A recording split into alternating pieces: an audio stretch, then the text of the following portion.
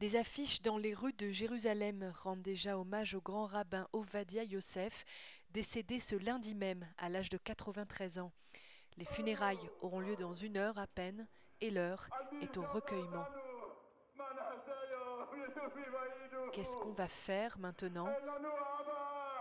Nous n'avons plus de père, nous n'avons plus de rabbin. Ces ultra-orthodoxes s'arrêtent les uns après les autres pour écouter le dernier hommage rendu au grand rabbin disparu. Les fidèles sont venus des 4 coins d'Israël pour assister à l'événement et très vite, c'est dans les rues de Jérusalem une atmosphère de deuil national. Plus de 800 000 personnes dans les rues de Jérusalem, certains parlent même d'1 million de fidèles. Un Israélien sur 8 ou presque est venu lui rendre hommage, du jamais vu dans l'histoire d'Israël. C'est un jour très triste, c'est une grande perte pour le peuple d'Israël. Le rabbin Ovadia Yosef était un génie, il connaissait toute la Torah. C'est vraiment très triste. Nous pensions ces derniers jours qu'il allait mieux, c'est du moins ce qu'on nous laissait entendre. Nous avons prié pour lui si fort au mur des lamentations. Des dizaines de milliers de personnes ont prié pour lui, pour qu'il guérisse. Et puis maintenant, nous apprenons qu'il est décédé. C'est vraiment très triste. Toutes les rues ont été bloquées à Jérusalem, mais aussi tout autour de la ville. Plus de 400 policiers ont été mobilisés pour contenir la foule.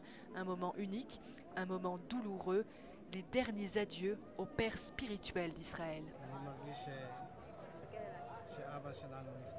J'ai l'impression que notre père est mort, le père de tous.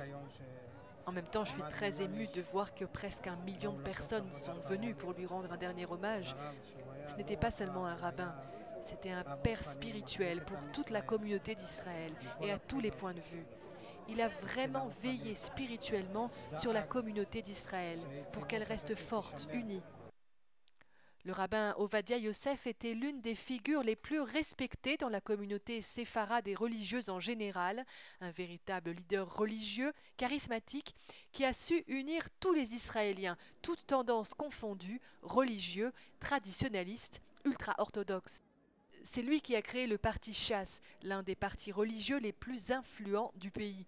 C'est lui également qui a osé autoriser le mariage des Juifs éthiopiens, les Falachas. C'est encore lui qui a libéré les veuves de Kippour et leur a permis de se remarier. Le rabbin Ovadia Yosef était un avant-gardiste, un pionnier, un homme d'exception. Le parti Chasse est maintenant divisé entre plusieurs responsables, le rabbin Shlomo Amar, Aryeh Deri, le président du Chasse, et Yitzhak Yosef, le grand rabbin d'Israël. Tous devront assurer sa continuité politique et religieuse.